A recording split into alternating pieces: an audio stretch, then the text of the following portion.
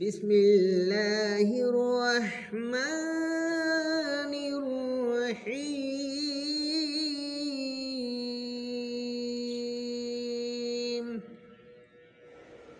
ইন্না আ'তাইনাকাল কাউসার ফাসাল্লি লিরাব্বিকা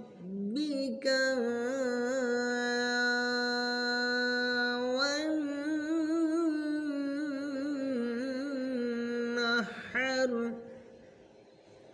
ইন্না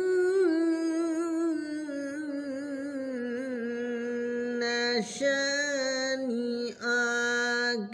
হুয়াল আবতার। নিশ্চয়ই আমি তোমাকে আল কাউসার নামক কূপ দান করেছি, সেই কারণে তুমি হে নবী তোমার প্রতিপালকের উদ্দেশ্যে নামাজ আদায় করো এবং কুরবানি করো। নিশ্চয়ই তোমার শত্রুই নিঃসন্তান হতভাগ্য। আল্লাহ তাআলা এর মর্মে বোঝা যায় নবীকে কোনো কাফেরের দলেরা উপহাস করেছিলেন।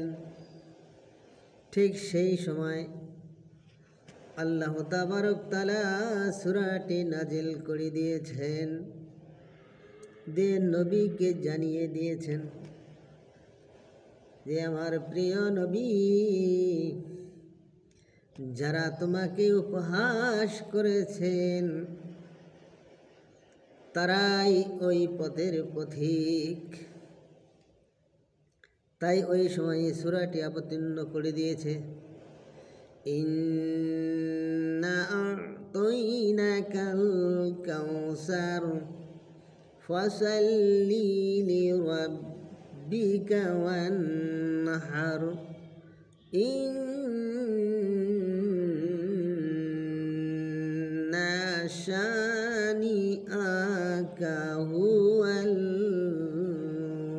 আবতার। নিশ্চয়ই আমি তোমাকে আল কাউসার নামক কূপ দান করেছি,